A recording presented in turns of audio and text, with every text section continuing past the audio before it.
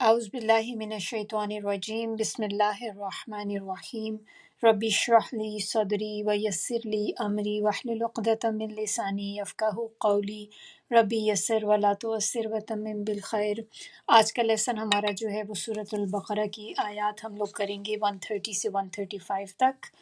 تو انشاءاللہ ترجمے کے ساتھ شروع کرتے ہیں۔ آیا نمبر 130، بسم اللہ الرحمن الرحیم۔ اور من کون، یرغبو روگردانی کرتا ہے، ان سے ملتی ملت ابراہیم ابراہیم، اللہ مگر یا سوائے، من اس کے جو سفیہا جاہل ہو، نفسہ اپنے نفس سے، وَلَقَدْ اور لقد البتہ تحقیق، اصطفیناہ استفینا منتخب کیا ہم نے، اینڈ پہ ہو ہے اس کو، فی میں الدنیا دنیا، و اور انہو بے شک وہ، فی میں الآخرتی آخرت، لمن لا کا مطلب ہوتا ہے البتہ، من سے البتہ سے، الصالحین صالحین یا نیک لوگوں۔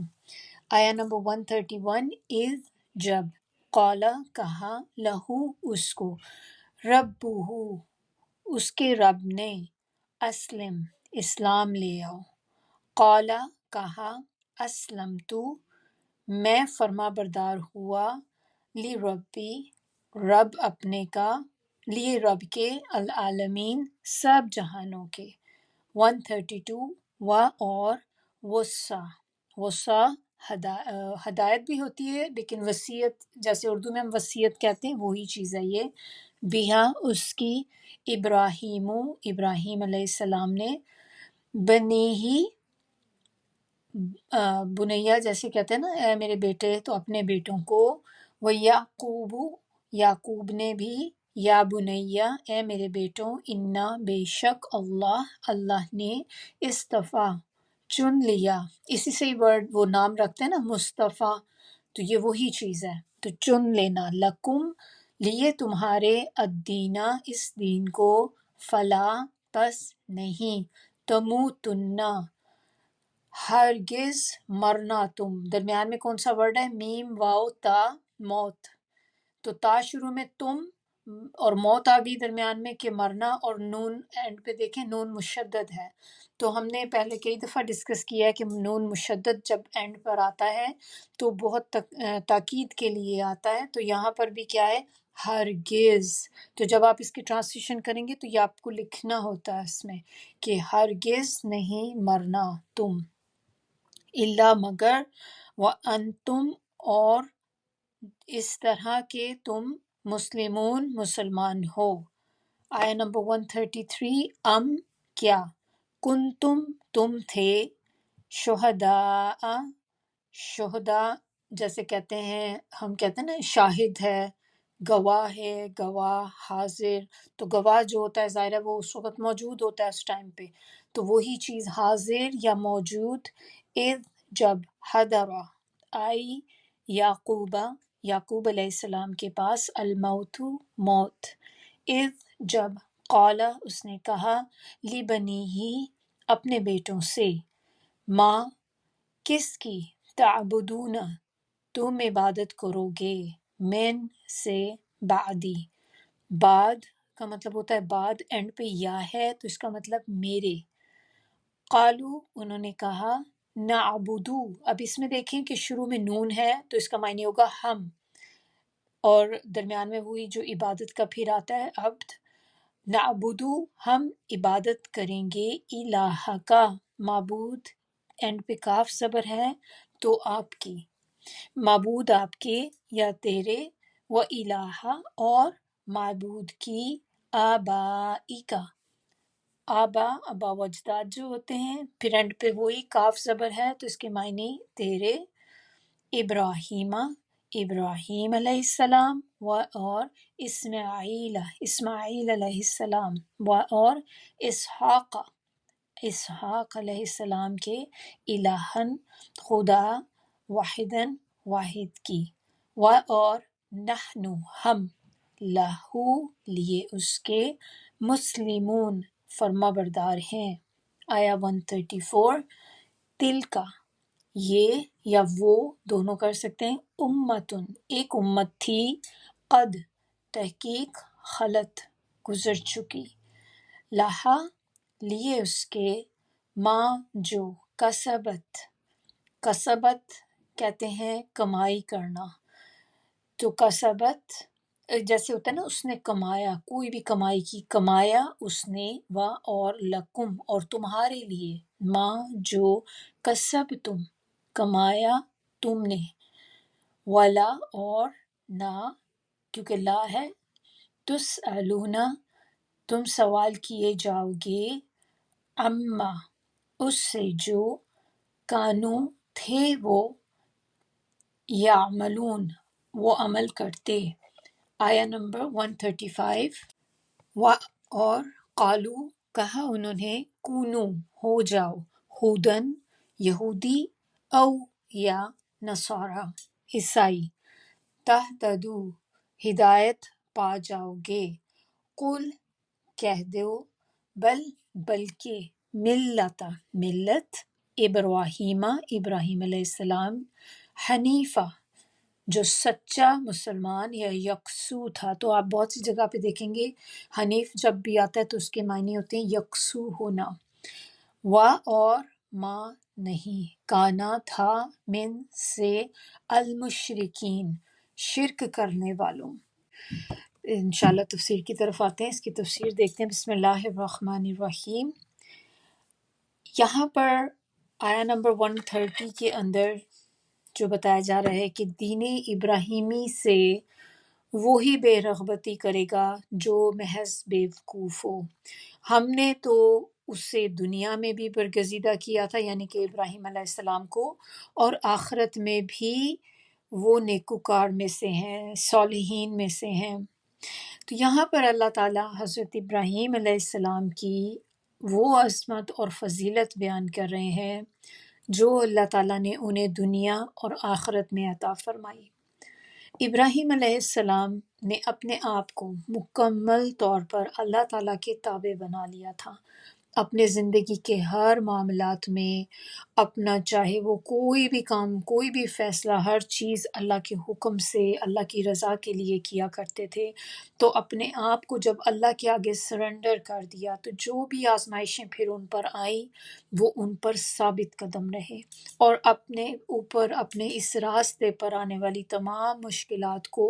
خندہ پیشانی سے برداشت کیا۔ اور یہ طرز زندگی اللہ تعالیٰ کو اتنا پسند آیا کہ اللہ تعالیٰ نے آپ کو ساری دنیا کا امام بنا دیا۔ اب یہاں پہ یہ کہا جا رہا ہے کہ اس طرح کے شخص سے وہی کوئی منہ موڑ سکتا ہے جو کہ خود ایک بیوقوفی ہوگا، کہ جس کو اتنی سینس ہی نہ ہو کہ کون ہے جن سے وہ اعراض برت رہا ہے۔ اب یہ جس طرح سے بات ہے کہ مشکلات کو خندہ پیشانی سے برداشت کیا، تو ہمارے سامنے حضرت ابراہیم علیہ السلام کی پوری زندگی ہے۔ آپ دیکھیں کس طرح کی آزمائشیں ان پہ آئیں۔ سب سے بڑی آزمائش ایک دیکھیں جو ان کو زندہ کو آگ میں جب پھینکے جانے کی تیاری کی جا رہی تھی، کتنی بڑی آزمائش تھی۔ ہم اپنے آپ کو رکھیں، ہم سب اپنے اپنی جگہ سوچیں کہ اللہ رحم کرے کہ ہمیں کوئی اس طرح سے آگ میں ڈالنے لگے، ہماری کیا حالت ہوگی۔ تو وہ بھی تو ہماری طرح کے انسان تھے، پیغمبر تھے، لیکن ان کی بھی فیلنگز تھیں، ان کو بھی تکلیف ہوتی تھی۔ یہ نہیں تھا کہ وہ بالکل ان کو کسی چیز کی تکلیف نہیں ہوتی تھی، چونکہ وہ پیغمبر ہیں، نہ ان کو دکھ کا احساس ہوتا ہے نہ کسی چیز کا، بلکہ وہ سب ہماری ہی طرح فیل کرتے تھے، شاید ہم سے زیادہ فیل کرتے تھے، کیونکہ نبی صلی اللہ علیہ وسلم سے تو ہمیں یہی پتہ چلتا ہے نا کہ وہ یہ کہتے تھے کہ جتنی تکلیف ایک آدمی کو، ایک عام انسان کو آتی ہے، مجھے ان سے ڈبل آتی ہے۔ تو اتنی تکلیفیں جو بھی ہوتی تھی، سر درد بھی اگر یا بخار بھی ان کو ہوتا تھا تو عام بندے سے زیادہ ان کو تکلیف پہنچتی تھی۔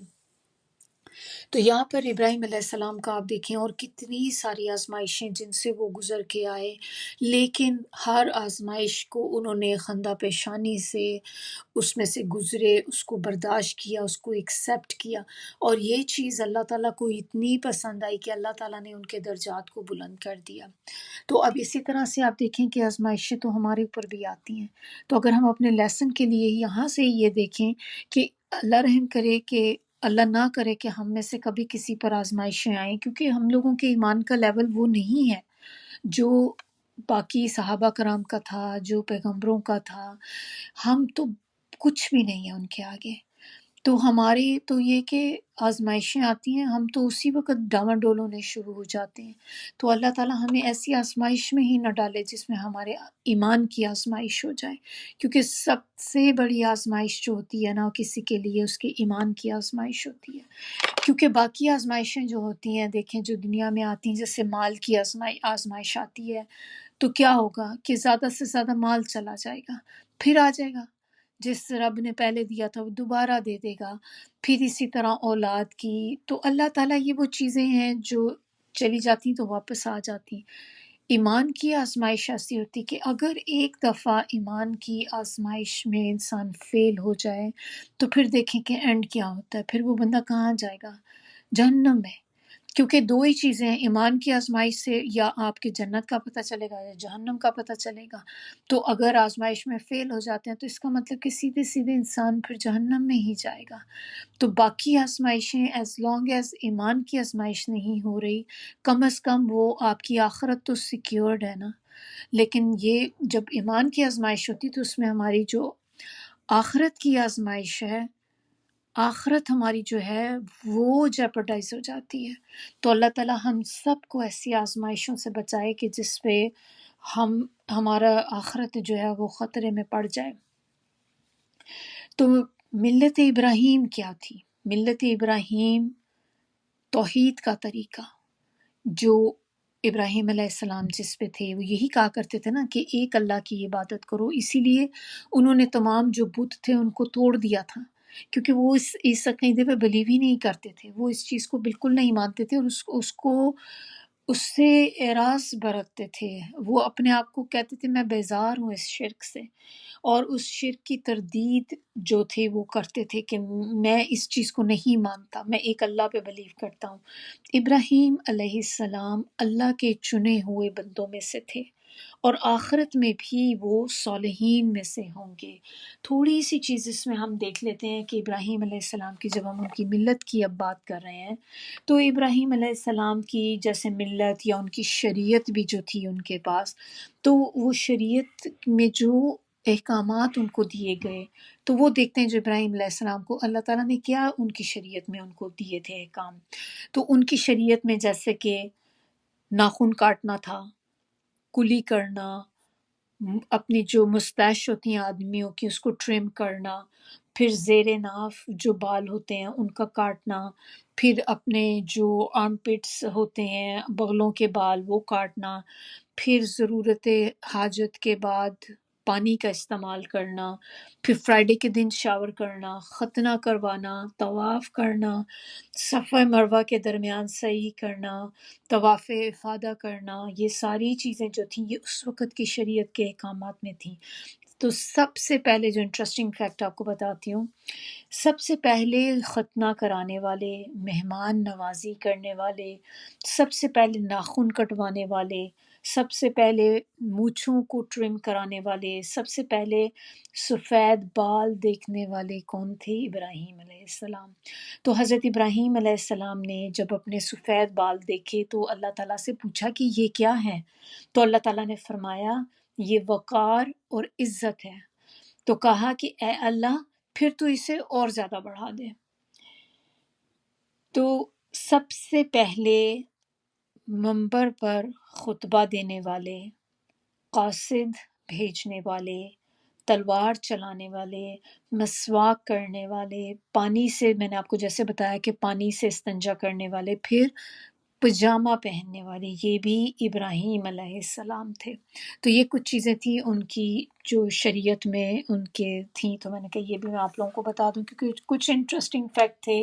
جو ہمیں پتہ ہونی چاہیے ایز بینگ اے مسلم۔ تو آیا نمبر نیکسٹ اب دیکھتے ہیں، آیا نمبر 131۔ تو 131 آیت کے اندر ہمیں کیا پتہ چل رہا ہے یہاں پر کہ اللہ تعالیٰ ہمیں کہہ رہے ہیں اِذ قال لہ ربہ اسلم، کہ جب کہا اس کو پروردگار اس کے نے کہ اسلام لے آؤ، تو انہوں نے کیا کہا آگے سے، قالا اسلمت لرب العالمین، کہ میں فرما بردار ہوا اللہ کے لیے، اپنے اللہ کا فرما بردار ہوا، یعنی کہ جیسے ہی اللہ تعالیٰ نے کہا، ایک حکم دیا، انہوں نے اسی وقت آگے سے عمل کیا، ساتھ ہی جواب دیا کہ ہاں میں فرما بردار ہوا آپ کا۔ تو چنے جانے کی، جو ان کو چنا گیا تھا، اس کی کیا وجہ تھی؟ جو اللہ تعالیٰ نے، ہم نے پچھلی آیت میں دیکھا نا کہ اللہ تعالیٰ نے ان کو چن لیا، وہ اللہ کے چنے ہوئے لوگوں میں سے تھے، اور اللہ تعالیٰ نے ان کو دنیا میں بھی ان کو بہترین اجر عطا کیا، آخرت میں بھی بہت اچھا۔ تو وہ جو چنے جانے کی ریزن کیا تھی، یہ تو ہمیں پتہ چل گیا ہے 130 سے، کہ اللہ تعالیٰ نے ان کو چن لیا تھا کیونکہ ان کے جو اعمال تھے، ان کی آزمائشوں پہ جو پورا اترنا، اللہ پہ توکل، اللہ پہ جو ان کا یقین تھا، یہ۔ اور یہاں پر اب آیا 131 میں بتایا جا رہا ہے کہ اس لیے چنا گیا کہ جب ان کے رب نے ان سے کہا کہ اپنے آپ کو میرے حوالے کر دو، میرے سپرد کر دو، فرما بردار بن جاؤ، تو انہوں نے کیا کہا کہ میں رب العالمین کے لیے فرما بردار ہو گیا۔ تو جو بھی کہے گا، یعنی کہ اب اللہ تعالیٰ جو کچھ حکم ان کو دیں گے وہ اس کو ماننے کے لیے تیار ہیں۔ اور اس کے بعد پھر وہ ساری آزمائشیں، جب انہوں نے یہ کہہ دیا تو پھر اللہ تعالیٰ نے جیسے آزمائشیں آئیں ایک ایک کر کے، تو انہوں نے اپنے آپ کو ایک پروو کیا اس چیز کو کہ یس، میں نے، اللہ تعالیٰ آپ کو کہا تھا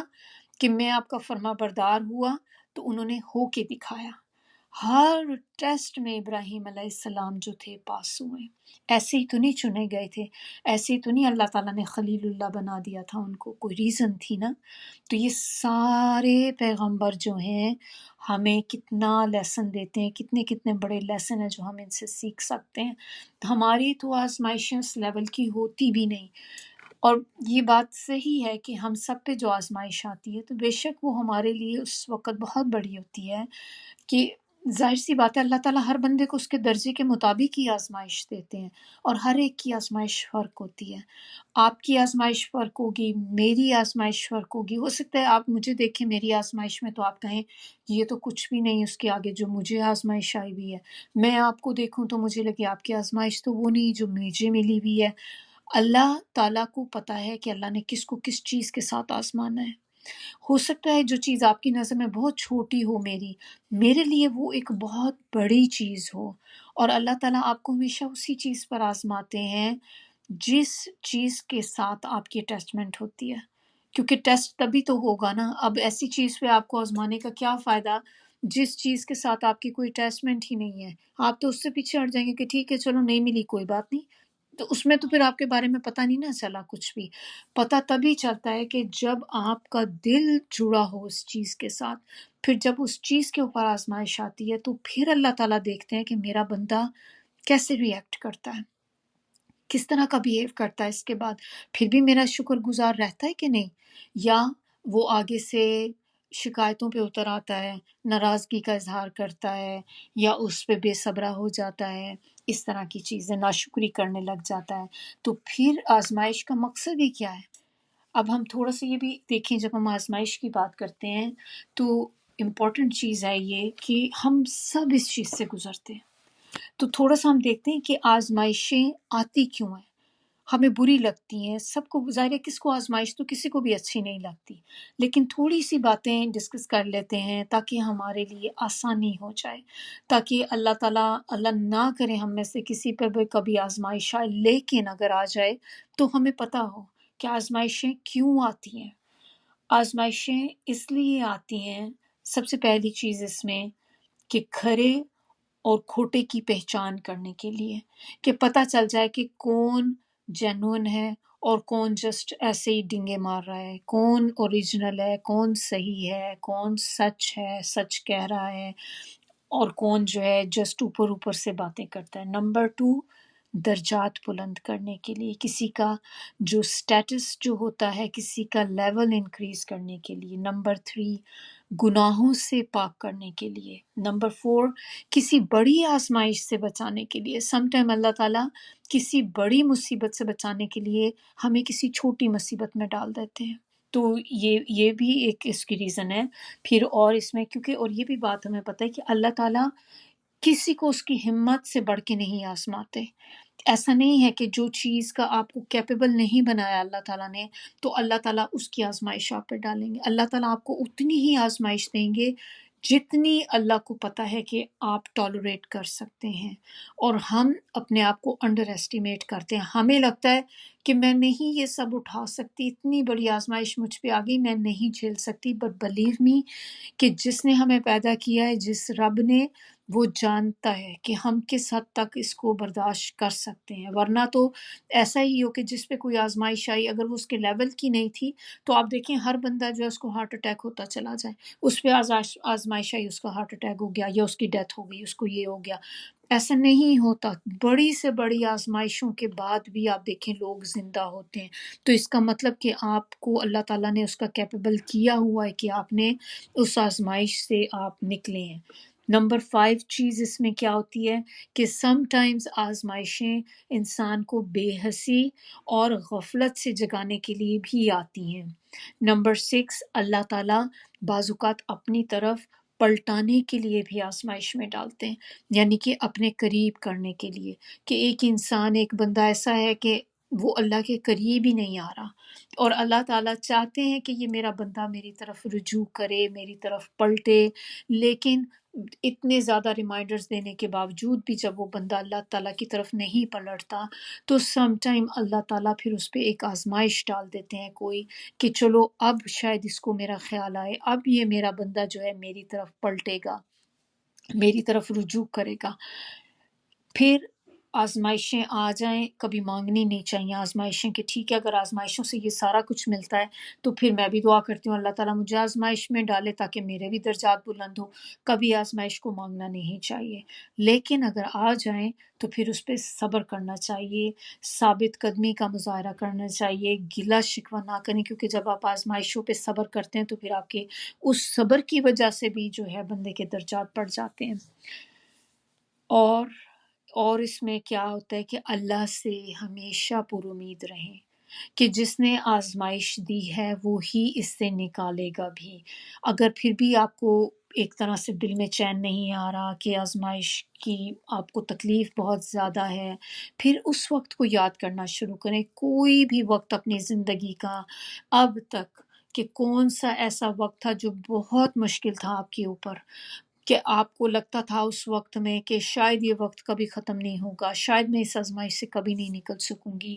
لیکن اس بڑی مصیبت سے، اس آزمائش سے بھی اللہ تعالیٰ نے آپ کو نکالا تھا۔ تو جب آپ ایسی چیزیں سوچتے ہیں نا تو اس سے آپ کو حوصلہ ملتا ہے کہ جب میرے رب نے اس وقت مجھے اکیلا نہیں چھوڑا، اس ٹائم پہ جب اللہ تعالیٰ نے مجھے اس آزمائش سے نکالا تھا تو وہ پھر مجھے اس آزمائش سے بھی نکالے گا جس میں آج ہوں۔ نمبر 7 چیز اس میں کیا ہوتی ہے کہ امتحان جو اللہ تعالیٰ آزمائشیں ہمیں دیتے ہیں، یہ ہماری جو سکلز اللہ تعالیٰ نے ہمیں دی ہیں، ہماری جو کوالٹیز ہیں ان کو نکھارنے کے لیے، پالش کرنے کے لیے۔ تو سم ٹائمز ہماری جو کوالٹیز ہوتی ہیں ان کو پالش کرنے کے لیے اللہ تعالیٰ آزمائشیں ڈالتے ہیں، اور یہ it's part of our training, کہ ایک تربیت کا حصہ ہوتی ہیں، کہ یہ انسان کو تھوڑا سا ڈفرینٹ کرنے کے لیے، کہ جس طرح سے ہم ہوتے ہیں تو جب آزمائش آتی ہے تو آپ نے دیکھا ہے کہ انسان بدل جاتے ہیں، وہ اب زیادہ ایک طرح سے سینسیٹیو ہو جاتے ہیں کچھ چیزوں کے بارے میں۔ تو جب تک آزمائش نہیں آتی تو ہمیں سب کچھ اچھا اچھا ہی لگ رہا ہوتا ہے، لیکن جیسے ہی آزمائش آتی تو آپ دیکھیں کہ آپ کی پرائرٹیز چینج ہو جاتی ہیں۔ پھر نمبر 8 اس کے اندر کیا ہوتا ہے کہ ہمیں خالص بنانے کے لیے، اور تاکہ ہمارے اندر جو کھوٹ ہے وہ نکل جائے اور خالص ہو جائے۔ جیسے سونے کو بھی دیکھیں خالص کرنے کے لیے کیا کیا جاتا ہے، آگ میں تپایا جاتا ہے نا، اس کو گرم کیا جاتا ہے بہت زیادہ۔ تو اسی طرح جب ہم آزمائشوں کی بھٹی میں پکتے ہیں، آزمائشوں کی بھٹی میں ہم بار بار جاتے ہیں، تو اس سے کیا ہوتا ہے کہ ہم بھی خالص ہوتے ہیں۔ پھر نمبر 9 چیز اس میں کیا ہے کہ ہمیں یہ ریئلائز کرانے کے لیے کہ سب سے بڑا سہارا اگر ہمارے لیے دنیا میں کوئی ہے تو اللہ کی ذات ہے، اور اگر ہمیں کسی پہ ٹرسٹ کرنا ہے، اگر ہم کسی پہ توکل کرنا ہے یا کوئی ہمارا اگر کوئی مددگار ہے تو وہ صرف اور صرف اللہ کی ذات ہے. تو ساری دنیا کے لوگ آپ کو فائدہ پہنچانے کے لیے اکٹھے ہو جائیں، آپ کو فائدہ نہیں پہنچا سکتے جب تک اللہ کا اذن نہ ہو. اور اسی طرح ساری دنیا کے لوگ آپ کے اگینسٹ کھڑے ہو جائیں، آپ کا کچھ بھی نہیں بگاڑ سکتے جب تک کہ اللہ کا اذن نہ ہو. تو یہ چیزوں کا احساس دلانے کے لیے کہ اگر کوئی ہمارے لیے مددگار ہے،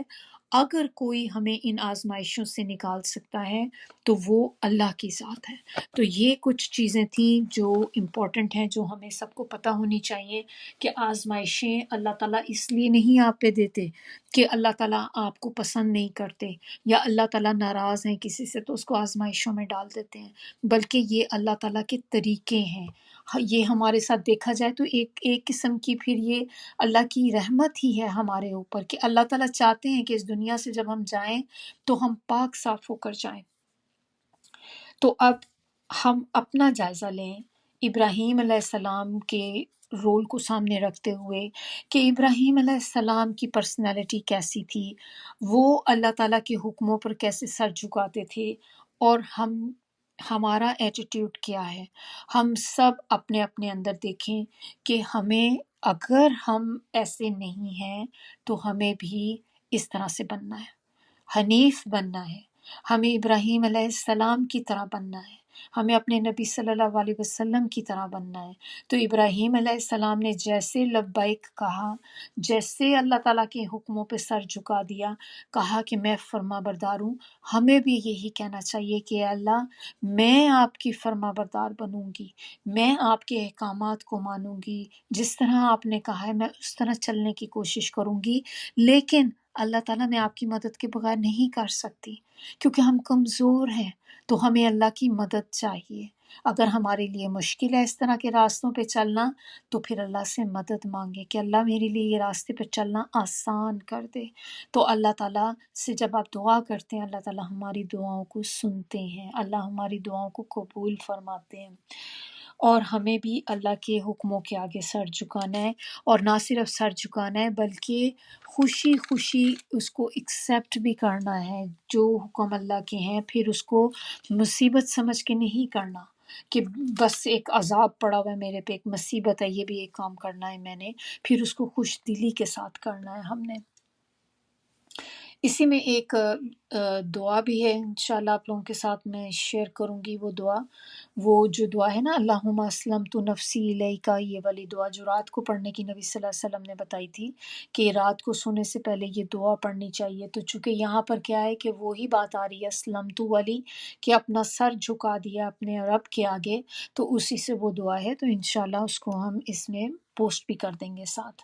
تو آیا نمبر 132 میں آپ دیکھیں کہ کیا بتایا جا رہا ہے. اب یہاں پہ وصیت کی بات کی جا رہی ہے. تو وصیت کیا ہے؟ کسی کو ہدایت کرنا کسی بہت اہم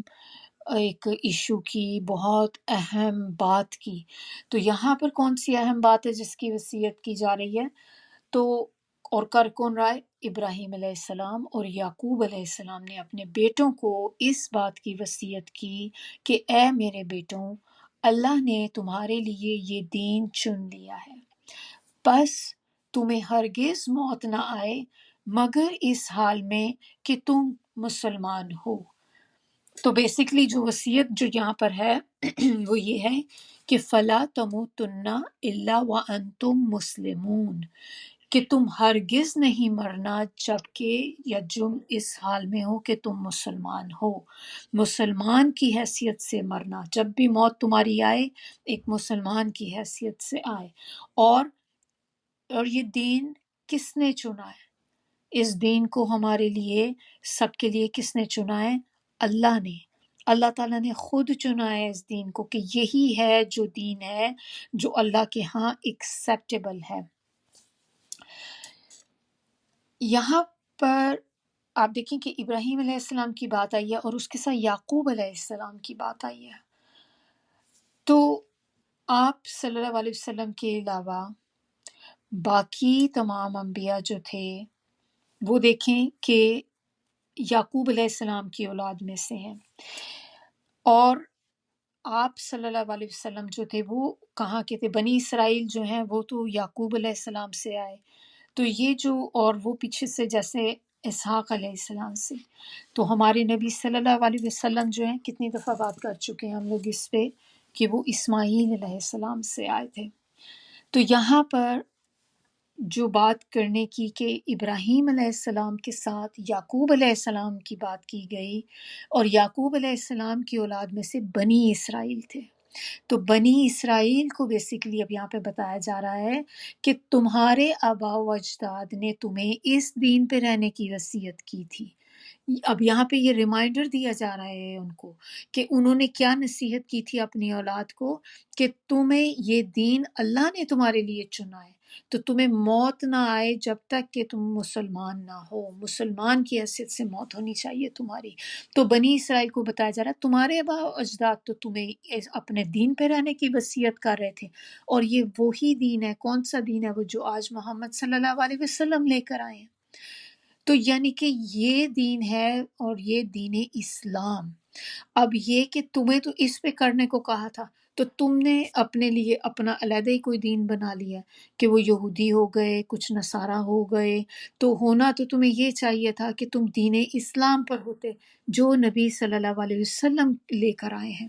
اب یہ ریمائنڈر صرف ان کے لیے نہیں ہے، یہ ریمائنڈر ہم سب لوگوں کے لیے یہ ریمائنڈر ہے کہ ہمیں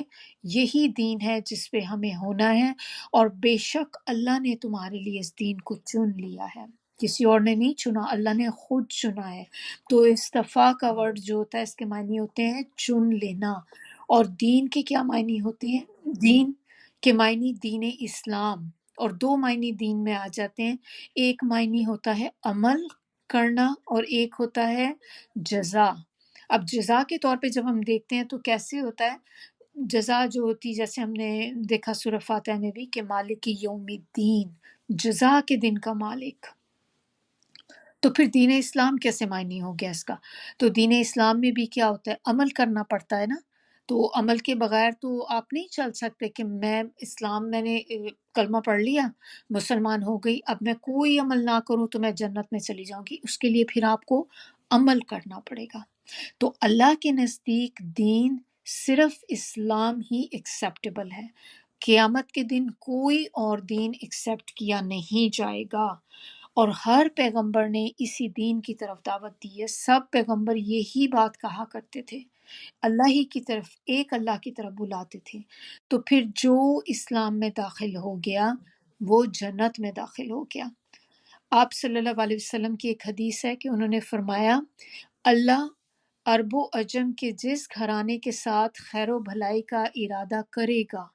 اسے اسلام میں داخل فرما دے گا، پھر سائبان کی طرح فتنے وقوع پذیر ہوں گے۔ اسی طرح ایک اور حدیث میں آپ صلی اللہ علیہ وسلم نے فرمایا اس شخص کے لیے خوشخبری ہے جسے اسلام کی طرف ہدایت مل گئی اور اس کی روزی بقدر کفایت ہو اور وہ اس پر قناعت کرے۔ تو آپ صلی اللہ علیہ وسلم نے فرمایا کہ جو اللہ کے رب ہونے پر، اسلام کے دین ہونے پر اور محمد صلی اللہ علیہ وآلہ وسلم کے رسول ہونے پہ راضی ہو گیا، اس نے ایمان کا مزہ چکھ لیا۔ اسی طرح ایک اور روایت میں یہ آخری پارٹ جو ہے اس میں اس کی بجائے یہ ہے کہ اس پہ جنت واجب ہو گئی۔ اب آپ کو یاد ہوگا کہ یہ دعا ہم اپنے صبح شام کے اذکار میں بھی پڑھتے ہیں۔ کون سی ہے یہ؟ رضیت باللہ ربا وبالاسلام دینا وبمحمد النبی صلی اللہ علیہ وسلم۔ تو یہ وہ والی دعا ہے جو ہم 3 دفعہ اس کو پڑھتے ہیں، صبح میں 3 دفعہ شام میں پڑھتے ہیں۔ کہتے ہیں کہ اگر اسلام کی حالت میں آپ نہ ہوں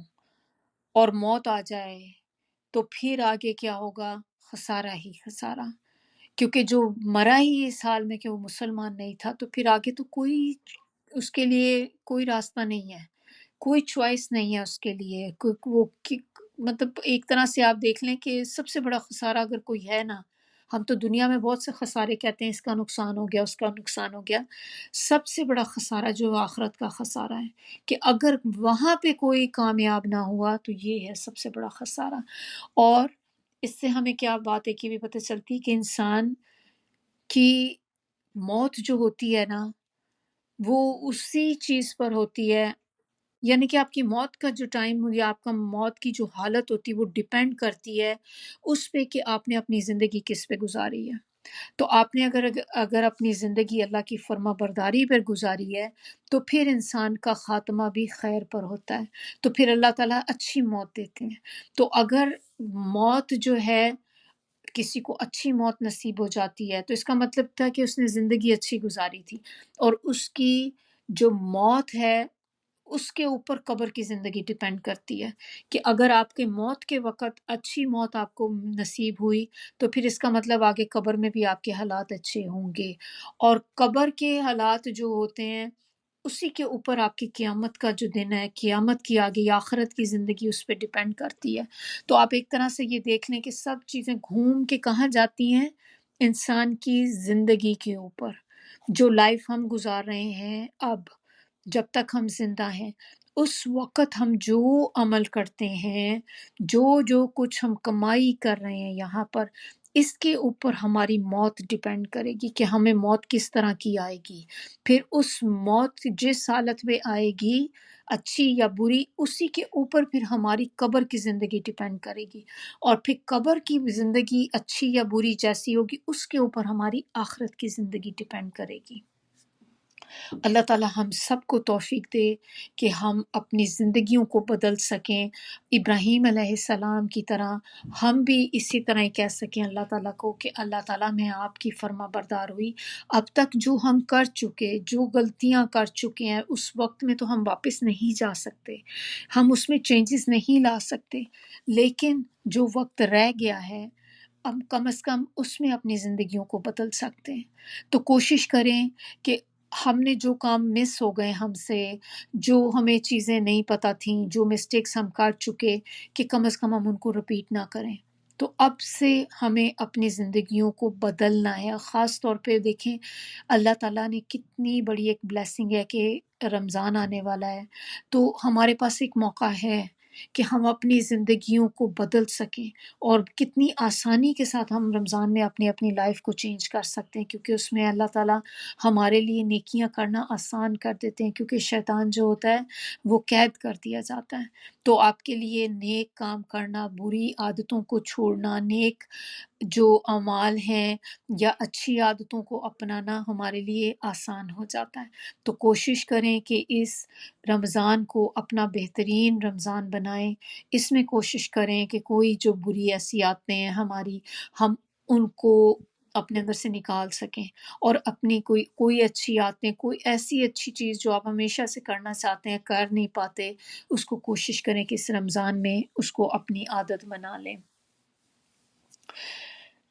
تو آگے ہماری جو پھر نیکسٹ آیت اس میں جو اب آتی ہے 133 آیت ہے،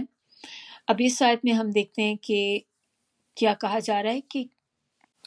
اس آیت کے اندر یہود جو تھے انہوں نے یعقوب علیہ السلام پر الزام لگایا۔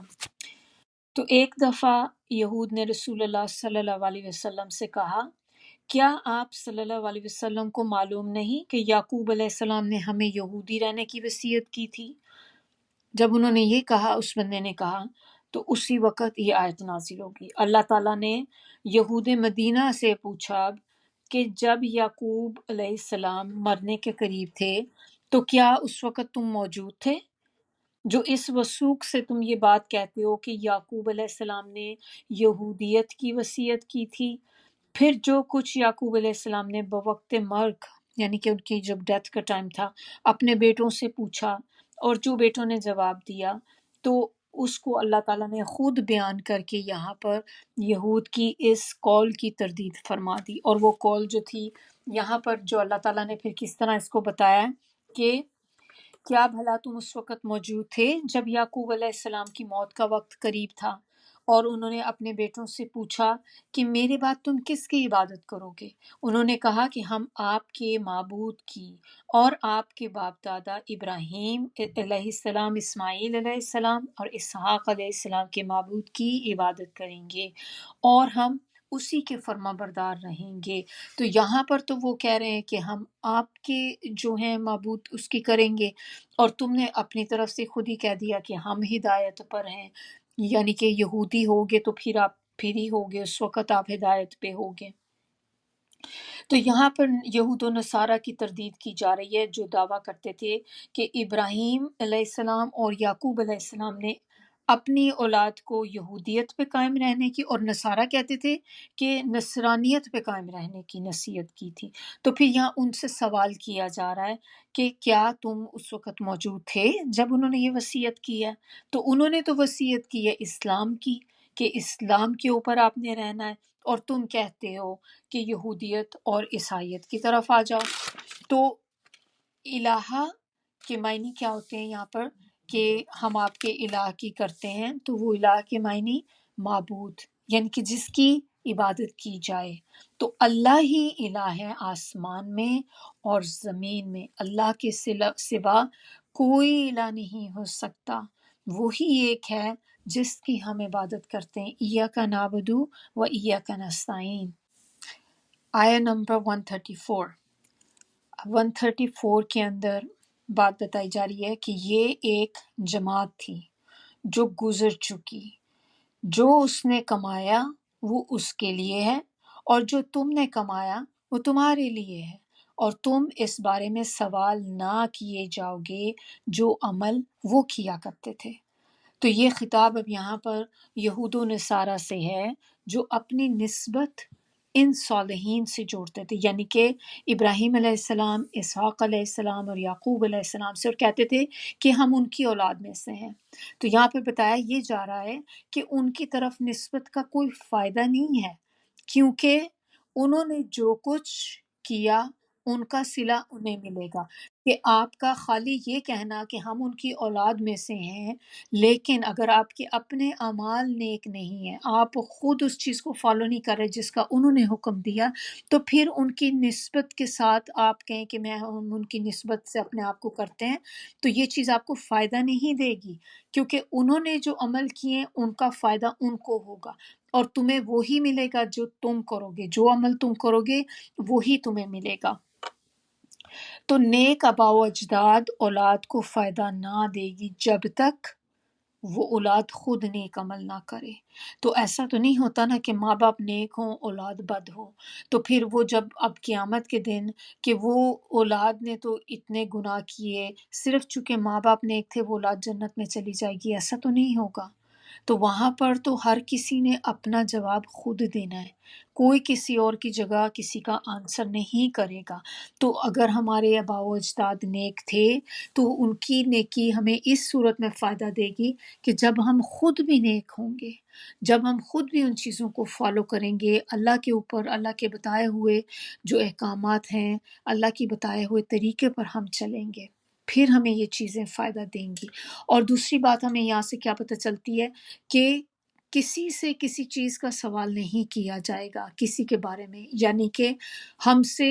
ہمارا ہی سوال کیا جائے گا، ہم سے ہمارے دوستوں کا سوال نہیں کیا جائے گا، ہمارے رشتہ داروں کا سوال نہیں کیا جائے گا کہ تمہارا یہ رشتہ دار یہ کرتا تھا تم جواب دو، ایسا نہیں ہوگا۔ ہم سے ہماری چیزوں کے بارے میں سوال کیا جائے گا کہ جو کام ہم نے کیے، ان سے وہ پوچھ ہوگی ہماری کہ تم نے یہ پیسہ کہاں سے کمایا، اپنا وقت کہاں گزارا، اپنی زندگی، اپنی جوانی کہاں پہ بسر کی، ایک ایک پائی جو آپ نے کمائی کس طریقے سے کی، آپ نے حلال طریقے سے کی، حرام سے کی، پھر اس کو سپینڈ کہاں پہ کیا، پھر وہ ایک ایک پائی جو آپ نے خرچی ہے وہ کہاں خرچی ہے اور کیوں خرچی، یہ سارا کچھ پھر ظاہر ہے ہمیں ہی اپنا دینا پڑے گا۔ کبھی کبھی ایسا ہوتا ہے نا کہ آپ دیکھیں کہ ہمارے دوست ہوتے ہیں تو وہ کبھی ہمیں کہتے ہیں کہ چلو یہ کرتے ہیں، آؤ وہاں چلتے ہیں، یہاں چلتے ہیں، تو آپ کہتے ہیں کہ نہیں مجھے نا یہ اپنا نہیں، میرا نہیں خیال کہ میں نے وہاں پہ ایسی جگہ پہ جانا ہے، تو یہ میرا نہیں خیال کہ یہ اچھی چیز ہے، ہم ایسی گیدرنگ میں نہیں جانا چاہیے جہاں پہ آپ کو پتہ اللہ کی نافرمانی ہوتی ہے، تو میرا نہیں خیال کہ میں جاؤں گی ایسی جگہ پہ۔ تو پھر آپ دیکھیں کہ آپ کے پاس سم ٹائمز ہوتا ہے آپ کے وہ چاہے کزنز ہوں، آپ کی کوئی فیملی ممبرز ہوں، دوست ہوں، کوئی بھی ہوں، تو کبھی وہ ایسے کہتے ہیں کہ چلو کوئی نہیں، تم چلو نا مزہ آئے گا، چلتے ہیں اکٹھے چلتے ہیں، تو کوئی نہیں، کل کو پھر ٹھیک ہے جب اللہ تعالیٰ پوچھے گا نا تو تم مجھے آگے کر دینا، تو میں تمہاری جگہ جواب دے دوں گی کہ میں تمہیں لے کے گئی تھی۔ کہنا بڑا آسان ہے لے جانے کے لیے، لیکن اس دن کوئی کسی کی جگہ پہ آنسر نہیں کر سکے گا، ہر کسی نے وہاں پر اپنا ہی دینا ہے۔ وہاں پہ تو نفسا نفسی پڑی ہوئی ہوگی، بندہ تو کسی اور کی کیا، اپنے حال دیکھ کے اتنا بندہ ڈرا ہوا ہوگا تو دوسرے کو کون دیکھے گا وہاں پہ اس وقت، وہاں تو اپنی فکر پڑی ہوئی ہونی ہے۔ تو کوئی یہاں پر اس چکروں میں مت پڑیں، اس کہیں کہ اس دھوکے میں مت آئیں کہ چلو کوئی نہیں، اللہ کو تو پتہ ہی ہے نا کہ میں نے اس کے کہنے پہ کیا ہے۔ آپ سے آپ کی چیز کا سوال ہوگا کہ آپ کو یہ چیز پتہ تھی یہ کام غلط ہے، پھر بھی آپ کسی کے کہنے پر چلے گئے، تو اس کا مطلب آپ نے اللہ تعالیٰ کے حکموں کو پیچھے کر دیا اور اپنے اس جس نے بھی آپ کو یہ کام کرنے کا کہا اس کو آپ نے اوپر کر دیا اس چیز پہ۔ تو اس چیز سے ہم نے اپنے آپ کو نکالنا ہے کہ ہم اپنے اندر اتنی اسٹرینتھ پیدا کریں کہ ہم نہ کر سکیں کہ نہیں یہ کام غلط ہے تو میں نے نہیں کرنا اس چیز کو۔ اور بس یہی بات اگر ہمارے ذہن میں آ جائے نا کہ ہر کسی نے اپنا بوجھ خود اٹھانا ہے، جو کام ہم کر رہے ہیں اس کا ہم نے ہی جواب دینا ہے۔ اسی طرح جیسے دیکھیں آپ قبر میں جب انسان کو ڈالتے ہیں تو کتنے لوگ قبر میں ساتھ جاتے ہیں؟ قبر میں صرف وہی جاتا ہے جس کی جو فوت ہوا ہوتا ہے۔ تو قبر میں بھی ہر کوئی اپنی قبر میں اکیلا ہوگا اور اپنی اپنی قبر میں سب جائیں گے۔ اسی طرح اللہ کے سامنے بھی سوالوں کے جو جواب ہوں گے وہ بھی کوئی کسی کے بہیف پہ نہیں کر سکے گا، ہر بندہ جو ہے وہ اپنے جواب خود وہاں پہ دے گا۔ امت کا جو ورڈ آیا ہے نا، امت کہتے ہیں گروہ کو، تو دو معنی بیسیکلی اس میں آ جاتے ہیں، امام کو بھی کہتے ہیں، گروہ کو بھی کہتے ہیں امت۔ نیکسٹ آیا ہماری ہے آیا نمبر 135۔ 135 کے اندر اب یہاں پر بتایا جا رہا ہے کہ اور وہ کہتے ہیں کہ تم یہودی یا نصرانی ہو جاؤ تو ہدایت پا جاؤ گے، کہہ دیجئے بلکہ ابراہیم علیہ السلام کا طریقہ اختیار کرو جو یکسو تھا اور مشرکین میں سے نہ تھا۔ اب یہ والی جو بات ہے اس کی ایک شان نزول ہے اس آیت کا، اور وہ شان نزول کیا ہے کہ ابن عباس کہتے ہیں کہ عبداللہ بن سوریہ ایک تھا، اس نے آپ صلی اللہ علیہ وسلم سے کہا ہدایت صرف وہ ہے جس پر ہم ہیں، یعنی کہ وہ جس دین پہ تھا وہ کہتا تھا کہ بس یہی ہدایت والا دین ہے، اسی لیے آپ ہماری پیروی کریں تو ہدایت پا جائیں گے۔ اسی طرح نصارہ نے بھی یہی کہا کہ آپ نصرانی ہو جائیں تو آپ جو ہدایت پا جائیں گے۔ تو اس پہ پھر یہ آیت اتری۔ ملت سے ہم نے پیچھے بھی ملت جو ہے اس سے مراد کیا ہوتی ہے، یہاں اس سے مراد جو ہے توحید اور طریقہ، دو چیزیں ہیں، توحید بھی ہو سکتی طریقہ بھی، یہ دو چیزیں ملت کے اندر آ جاتی ہیں۔ تو یہاں پر جو ملت کا بتایا گیا ہے آیت نمبر 135 میں کہ ملت ابراہیم، ابراہیم علیہ السلام کی ملت یعنی کہ ابراہیم علیہ السلام کا طریقہ، اور ان کا طریقہ کیا تھا؟ توحید تھا، کہ وہ ایک اللہ پر ایمان لائے تھے، ایک اللہ پر اس پہ جو تھا ان کا ایمان تھا، ایک اللہ کی بات کرتے تھے، توحید کی بات کرتے تھے۔ پھر ان کے بارے میں اللہ تعالیٰ نے کیا کہا کہ وہ حنیف تھے، ملت ابراہیم حنیفہ۔ حنیف نام بھی ہوتا ہے، ہمارے بھی کافی لوگوں کا نام ہوتا ہے ہمارے مسلمانوں میں، تو آپ دیکھیں کہ حنیف کس کو کہتے ہیں؟ حنیف وہ ہے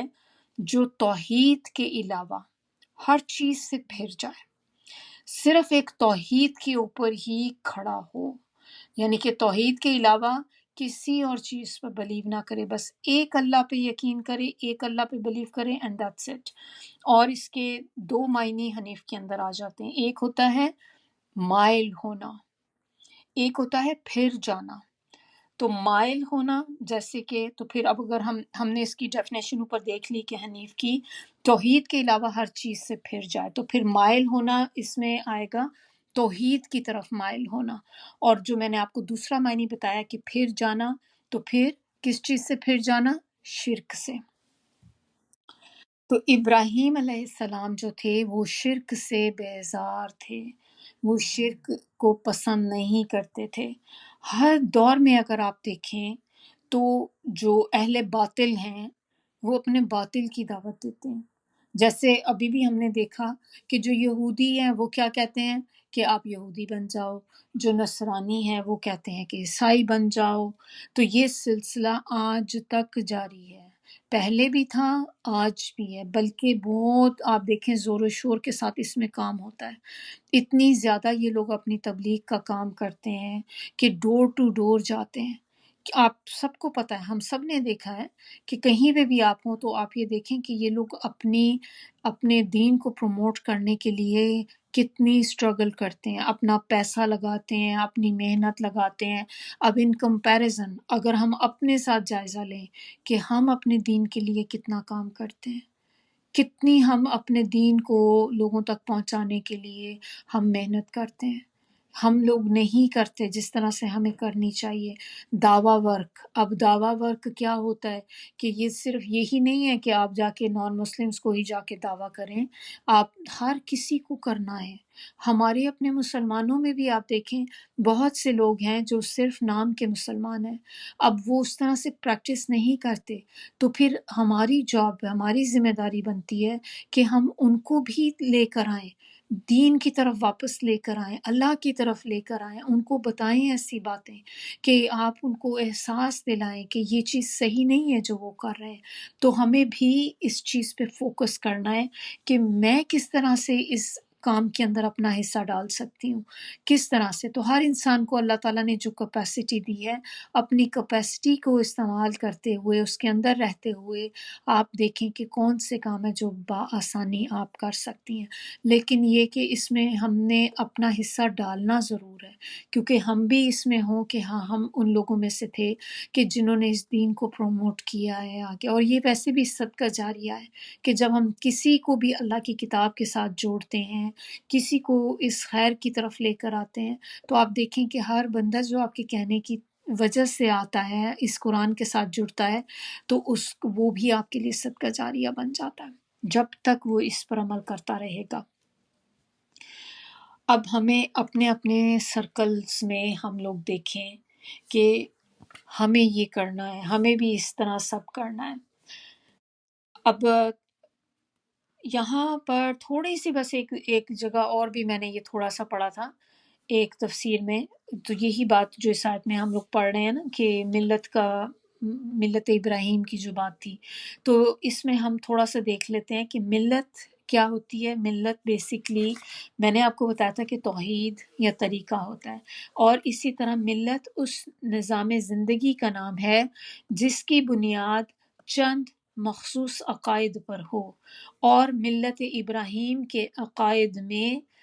سب سے اہم عقیدہ جو اللہ تعالیٰ نے بیان فرمایا وہ یہ ہے کہ سیدنا ابراہیم علیہ السلام موحد تھے، شرک نہیں کرتے تھے بالکل بھی۔ یہود مسلمانوں سے کیا کہتے تھے کہ یہودی بن جاؤ تو نجات پا جاؤ گے، حالانکہ وہ خود مشرک تھے۔ اور جو حضرت عزیر تھے ان کو کیا کہا کرتے تھے یہودی لوگ کہ یہ اللہ تعالیٰ کے بیٹے ہیں، نعوذ باللہ۔ اسی طرح عیسائی بھی مسلمانوں سے یہی بات کہتے تھے کہ تم عیسائی ہو جاؤ تو نجات پا جاؤ گے، حالانکہ وہ خود مشرک تھے۔ کیسے مشرک تھے؟ کیونکہ وہ ٹرینٹی پہ بلیو کرتے تھے، تین خدا مانتے تھے۔ تو پھر اللہ کے سوا تو اگر آپ نے ایک بھی کوئی چیز ایڈ کر دی تو پھر تو آپ توحید پر نہیں ہیں، آپ نکل گئے۔ اس کا مطلب پھر اگر آپ توحید پہ نہیں ہیں تو پھر آپ شرک پہ ہیں۔ تو کفار تو آلریڈی ہمیں پتہ ہے، کفار کے بارے میں تو کوئی کوشچن ہی نہیں ہے، وہ تو تھے ہی مشرک، اس میں کوئی شک ہی نہیں ہے نا۔ حالانکہ وہ بھی ملت ابراہیم کی اتباع کا دعویٰ کرتے تھے۔ تو اللہ تعالیٰ نے فرمایا کہ ان میں سے کوئی بھی نہ ہدایت پہ ہے، نہ ملت ابراہیم سے تعلق رکھتا ہے، کیونکہ یہ سب مشرک ہیں۔ اور ملت ابراہیم پہ صرف وہی ہو سکتا ہے جو نہ تو مشرک ہو، اور جو مشرک نہیں ہوگا پھر وہی ہدایت یافتہ ہوگا، جو ان کو فالو کرے گا، جو اللہ کے آگے سرنڈر کرے گا، جو اللہ کے احکامات کے آگے سر جھکا دے گا۔ تو اللہ تعالیٰ ہم سب کو توفیق دے کہ ہم بھی اللہ کے احکامات کے آگے سرنڈر کر سکیں، اپنے آپ کو جھکا سکیں، ہم بھی اللہ کے فرما بردار بن جائیں۔ اللہ ہمیں اپنے فرما برداروں میں شامل کر دے، آمین ثم آمین۔ سبحانک اللہم و بحمدک، نشہد ان لا الہ الا انت، نستغفرک و نتوب الیک۔ سبحان ربک رب العزت عما یصفون وسلام علی المرسلین والحمد للہ رب العالمین۔ ربنا تقبل منا انک انت السمیع العلیم وتب علینا انک انت التواب الرحیم۔ السلام علیکم ورحمۃ اللہ وبرکاتہ۔